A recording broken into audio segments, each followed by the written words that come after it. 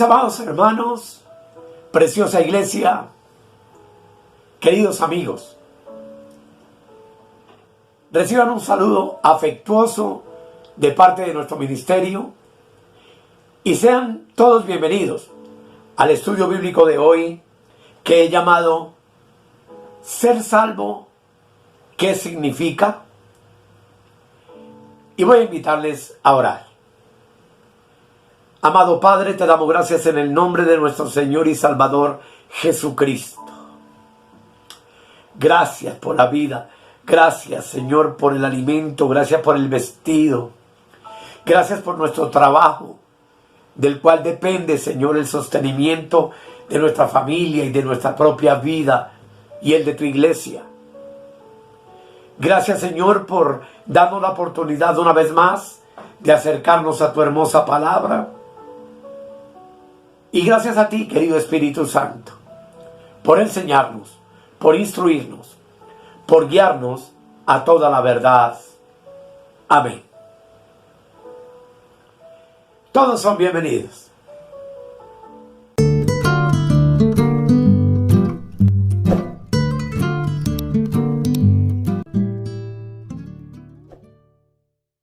Como ya les dije, amados, el tema de hoy se llama Ser salvo, ¿qué significa?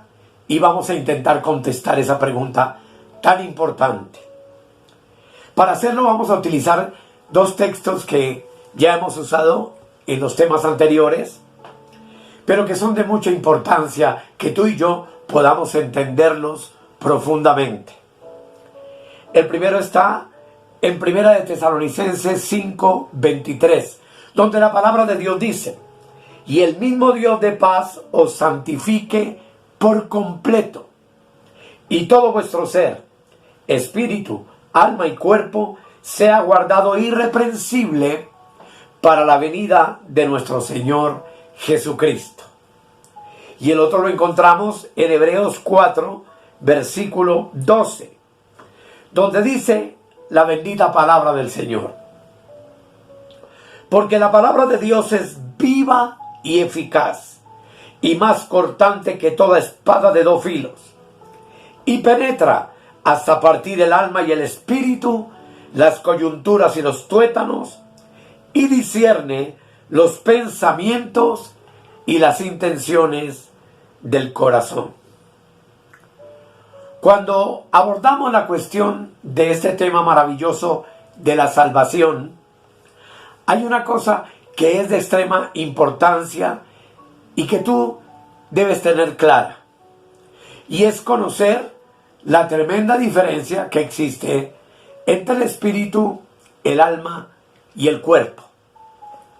Como ustedes ven en esta imagen, simplemente para resumir, sabemos que el hombre es visto en la palabra de Dios y en Primera de Tesalonicenses 5:23 como un ser que posee tres elementos importantes, y son espíritu, alma y cuerpo. Resumidamente, sabemos que el espíritu es la facultad a través de la cual el hombre tiene la capacidad de tener comunión con Dios, de conocerlo por medio de la intuición y de obedecerlo según la voz de Él que alumbra nuestra conciencia y que se deja oír desde nuestro espíritu para guiarnos en nuestro diario caminar. El espíritu es algo que ninguno de los animales inferiores posee. Por esa razón, los animales inferiores no pueden adorar a Dios. El alma, por otro lado, es el órgano del pensamiento, de la voluntad y de la emoción del hombre, que ya hemos hablado con anterioridad acerca de eso.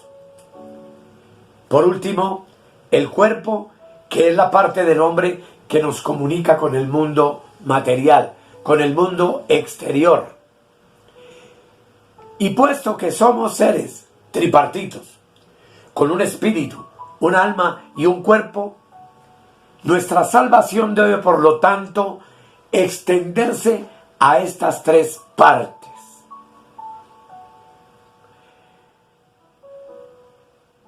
Primero, veamos lo que nos dice acerca del Espíritu, 1 Corintios 5:5. Dice la palabra de Dios, hablando de aquel hombre que tenía relaciones sexuales con su madrastra. No voy a ahondar en ello, pero Pablo dice en 1 Corintios 5:5, en su carta a estos corintios, el tal sea entregado a Satanás para destrucción de la carne, a fin de que el espíritu sea salvo en el día del Señor. Como ustedes pueden notar, el texto habla de la salvación del espíritu. También en Romanos, capítulo 8, versículo 23, dice la palabra, y no solo ella, hablando de la creación, sino que también nosotros mismos que tenemos las primicias del Espíritu, nosotros también gemimos dentro de nosotros mismos, esperando la adopción, la redención de nuestro cuerpo. Y aquí encontramos entonces la salvación del cuerpo, que sabemos que va a ser transformado y glorificado semejante al cuerpo de nuestro Señor Jesucristo. Sin embargo, yo quiero invitarles a examinar el tema relacionado entonces con la salvación del alma.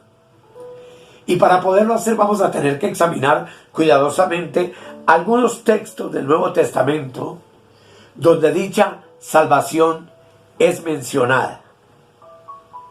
Al hacerlo, sin duda alguna, tendremos una claridad perfecta en cuanto a lo que la salvación del alma hace referencia la palabra de Dios. Y vamos a comenzar por Mateo, capítulo 16, donde la palabra dice en el versículo 24 al 26, Mateo 16, 24 al 26. Dice la palabra de Dios. Entonces Jesús dijo a sus discípulos, si alguno quiere venir en pos de mí, niéguese a sí mismo y tome su cruz y sígame. Porque todo el que quiera salvar su vida, la perderá. Y todo el que pierda su vida por causa de mí, la hallará. Porque, ¿qué aprovechará al hombre si gana todo el mundo y perdiere su alma? ¿O qué recompensa dará el hombre por su alma? Verso 27. Porque el Hijo del Hombre vendrá en la gloria de su Padre con sus ángeles, y entonces pagará a cada uno conforme a sus obras. Examinemos estos textos. Lo primero que Jesús dice, o que nos dice el texto, es: entonces dijo Jesús a sus discípulos. Y como podemos ver, estas palabras entonces están dirigidas a los discípulos del Señor, no a los que estaban fuera de ese círculo de bendición, y no para muchos que nunca han llegado siquiera a la condición de discípulos. Por tanto, es importante que tengamos en cuenta que estas palabras van dirigidas únicamente a los que son salvos, al círculo del Señor. Y les dice: si alguien quiere venir en pos de mí, es decir, si alguien entre los discípulos que quiera seguir al Señor se dispone a hacerlo, el Señor está dispuesto a mostrarle cuáles son las condiciones necesarias para lograrlo. Entonces dice: niéguese a sí mismo.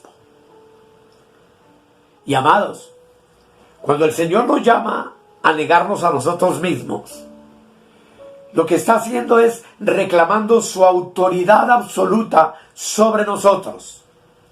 Lo que significa que tú y yo debemos rendirle nuestra lealtad y renunciar a nosotros mismos, a nuestros propios pensamientos, a nuestros propios deseos, a nuestras propias emociones, a nuestra propia voluntad. Significa darle nuestra sumisión desde lo más profundo de nuestro ser. Todos sabemos que el pecado nos volvió egoístas y que nos hizo voltear nuestros corazones no a Dios, sino al yo, a mí mismo. Pero la esencia entonces de la salvación es dejar por completo el egocentrismo y concentrarnos exclusivamente en Dios. El creyente entonces tiene que vivir una vida de negación diaria, negándose todos los días a sí mismo, ya que nuestra gran tentación es el querer afirmarnos a nosotros mismos, mientras pretendemos decir que estamos siguiendo a Jesús. Voy a explicarme. De manera categórica, si alguien dice que está siguiendo al Señor Jesús, evidentemente y definitivamente ya no puede seguir siendo el mismo.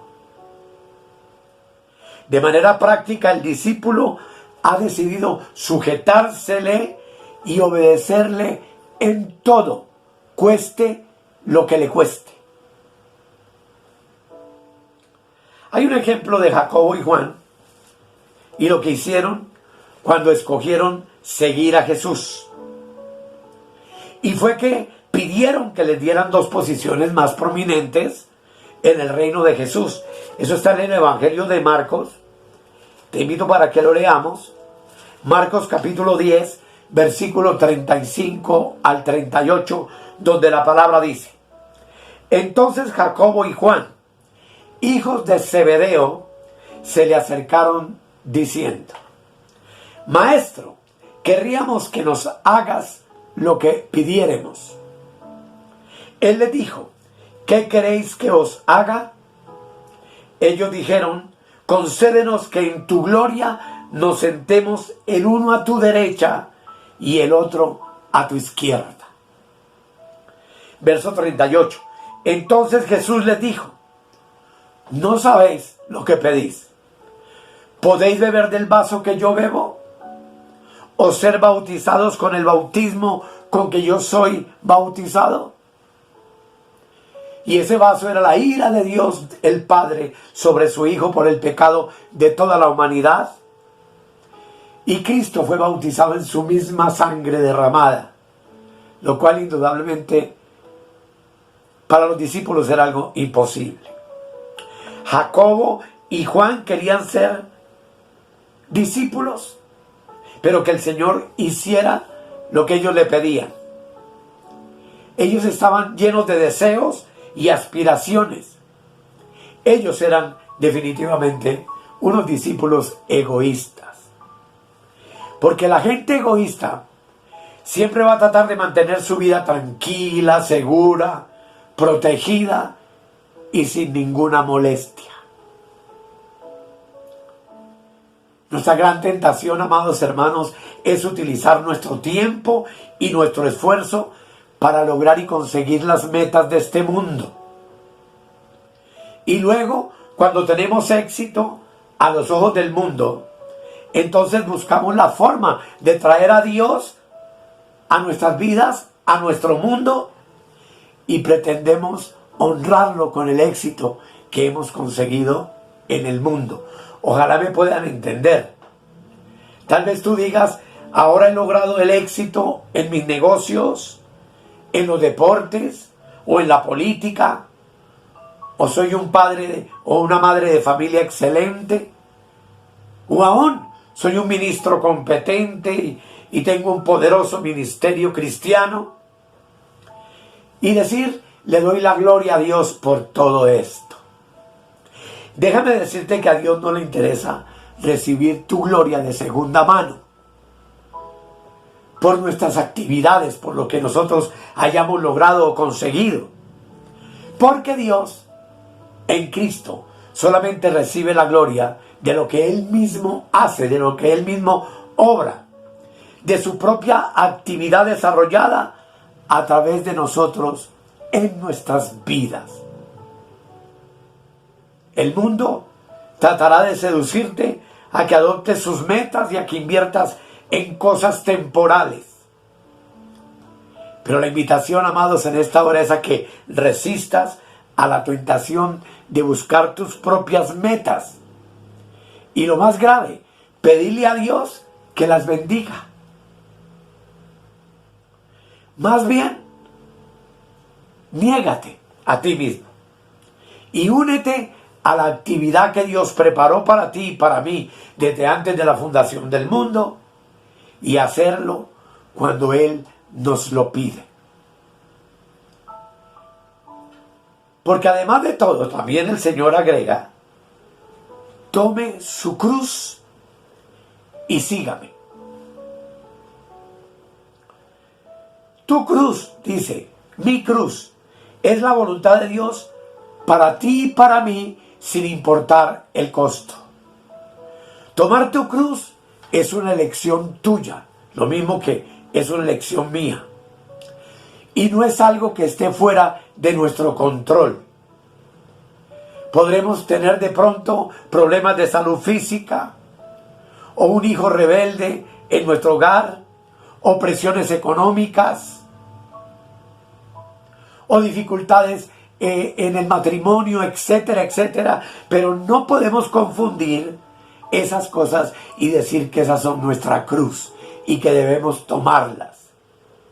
Porque ninguna de las circunstancias a la que tú o yo nos estemos enfrentando, ni las consecuencias de nuestras propias acciones, son tu cruz.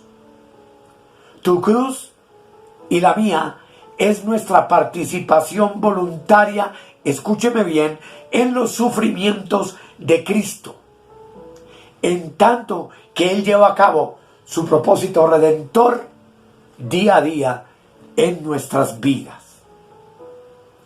Es por eso que Filipenses, el capítulo 3, versículo 10, nos dice lo siguiente: a fin de conocer a Cristo y el poder de su resurrección, y de participar de sus padecimientos, para llegar a ser semejantes a Él en su muerte. ¿Cómo te parece? Pablo dijo que se regocijaba en sus sufrimientos, porque él sabía que por medio de ellos podría participar también en los sufrimientos necesarios para atraer también a otros a Cristo y para conducirlos a la madurez cristiana. Nosotros tendemos a querer ir inmediatamente a seguir a Jesús, sin negarnos a nosotros mismos muchas veces, y lo más tremendo, sin tomar la cruz. Amado y amada, déjame decirte que nunca podrás seguir a Jesús a menos que no tomes tu cruz primero y te niegues luego a ti mismo. Y es que hay aspectos de la obra redentora de Dios que solo se pueden lograr y obtener por medio del sufrimiento. Escúcheme bien. Así como Cristo tuvo que sufrir para llevar a cabo nuestra salvación, habrán dificultades que tú y yo vamos a tener que enfrentar, pero lo más importante, soportar, para que Dios por medio nuestro pueda llevar a cabo la salvación de los que están alrededor nuestro. Jesús no les dijo a sus discípulos acerca de la cruz hasta que ellos no habían entendido que Él era el Cristo. Ustedes recuerdan esos pasajes.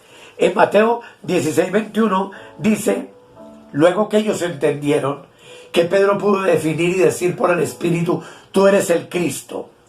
Entonces en Mateo 16, 21 dice: desde entonces Jesús comenzó a explicar a sus discípulos que Él debía ir a Jerusalén y padecer mucho a manos de los ancianos, de los principales sacerdotes y de los escribas, y morir y resucitar al tercer día. Tú nunca podrás soportar el sufrimiento de la cruz a menos que estés convencido de que Jesús evidentemente es el Cristo. Y una vez que hayas resuelto tu relación personal con Cristo, lo primero que Él va a presentar ante ti es tu cruz. No hay cristianismo, amado, sin una negación de nosotros mismos, y no hay cristianismo sin una cruz. Si tú esperas de verdad tener una relación con Dios que nunca requerirá sufrimiento o inconveniencias, entonces tú no puedes usar a Cristo como tu modelo. La voluntad de Dios involucra una cruz. Y el mismo Cristo de gloria lo llama tu cruz y mi cruz. Primero, toma tu cruz y luego de negarte a ti mismo, síguelo. ¿Qué significa entonces seguir a Jesús? En Mateo 28, 20, dice la palabra de Dios: yo estaré con vosotros todos los días hasta el fin del mundo. Note bien, yo estaré con vosotros, con ustedes, todos los días hasta el fin del mundo. Jesús no nos sigue a nosotros. Nosotros somos los que lo seguimos a Él. Tú no puedes invitar a Dios a que se una a tus actividades, a tus deseos, a lo que tú quieres hacer por ti mismo, sino que Él, por el contrario, nos invita a que nos involucremos en sus actividades, en las obras que Él preparó de antemano para ti y para mí, para que nosotros anduviésemos en ellas. Pues en Juan 15:16 dice: no me elegisteis vosotros a mí, sino que yo os elegí a vosotros, y os he puesto para que vayáis y llevéis fruto, y vuestro fruto permanezca, para que todo lo que pidiereis al Padre en mi nombre, Él os lo dé. Y es que, amados, seguir a Jesús entonces requiere de ti y de mí obediencia absoluta. Él no acepta nuestros consejos con respecto a qué dirección vamos a tomar. Dios sabe y conoce lo que es mejor para ti y para mí sin tener que consultarnos a nosotros. Seguir a Jesús te llevará a experiencias que tú jamás te habrías imaginado que habrían de suceder en tu vida. Tú estarás con Jesús en tanto que Él está llorando por aquellos atrapados en el pecado alrededor nuestro. En este proceso llegaremos a sentir el dolor que Jesús siente. Tú verás a aquellos que estaban espiritualmente ciegos experimentar el gozo de venir a Dios por primera vez. Verás vidas quebrantadas, vidas restauradas. Verás matrimonios que estaban al borde de destruirse, que vuelven a unirse en el nombre de Jesús. Verás a aquellos esclavos del pecado libres.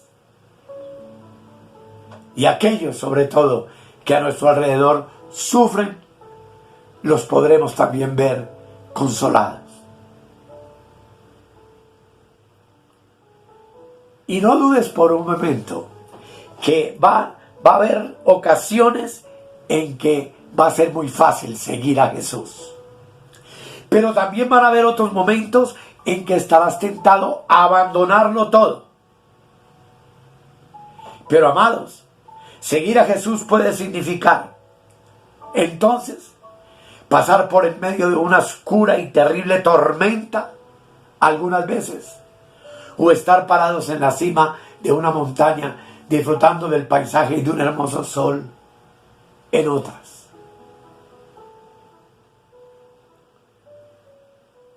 Quiero dirigirme especialmente de pronto a ti que me escuchas, si tú abandonaste a Jesús, pero ahora quieres seguirlo de nuevo. Cuando dejaste de seguir a Jesús, tú lo hiciste en tus propios términos. Tú decidiste por ti mismo terminar esa relación. Pero no podemos olvidar que Él es Dios. Tú no lo eres. Y si estás dispuesto a seguir a Jesús a cualquier lugar, en cualquier momento y bajo cualquier condición, yo quiero que esta noche tú entiendas que no hay sino una única manera de hacerlo. Y esa manera es: niégate a ti mismo y toma tu cruz y síguelo. Y sin duda alguna, como veremos en el próximo tema del estudio bíblico, tú te das la oportunidad de ver la gran diferencia de vida que tú y yo podemos vivir cuando obedecemos los requisitos. La obediencia, amados, aquí es sumamente importante. Negarnos a nosotros mismos es negar mis ideas, mis pensamientos, mis intenciones, mis emociones, mis deseos de hacer cosas y de hacer lo que a mí se me da la gana, para, sujetos a Él en el Espíritu, permitir que Él sea quien nos guíe, quien nos controle, quien abra puertas o cierre puertas en un momento determinado en nuestras vidas, y estar siempre agradecidos y sujetos, lo cual implica, por supuesto, tomar la cruz, porque la cruz de lo único que nos habla es de la muerte de nosotros mismos, de la muerte de nuestra alma, como estaremos viendo en una próxima ocasión. Amados, que el Señor nos ayude a entender y a pagar el precio que Él nos está demandando como discípulos para poderle seguir en victoria y, por supuesto, dando un buen testimonio delante del mundo de la obra perfecta que Él ha hecho en nuestras vidas. Le invito para que hagamos una oración. Amado Señor Jesucristo, gracias. Gracias porque tú has trazado pautas desde antes de la fundación del mundo para nuestras vidas. Tú has predestinado obras en nuestras vidas para que anduviésemos en ellas, y esas no son nuestras obras, no son nuestras opiniones, no son nuestros deseos, sino son lo que tú preparaste. Y necesitamos afinar nuestro oído espiritual para poder complacer tu deseo.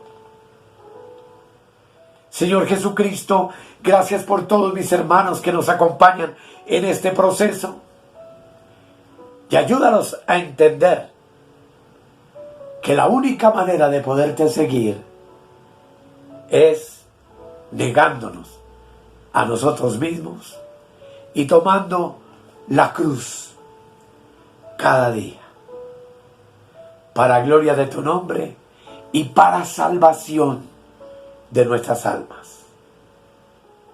Amén y amén. Amados, muchas gracias por tu atención. No olvides suscribirte al canal. No olvides compartir nuestros videos con tus hermanos y amigos en Cristo. Y como siempre, muchas gracias por estar atentos a cada video que subimos. Y muchas gracias por apoyar nuestro ministerio. Muchas bendiciones para ti, para tu preciosa familia, para la congregación donde asistes. Y gracias por tu atención.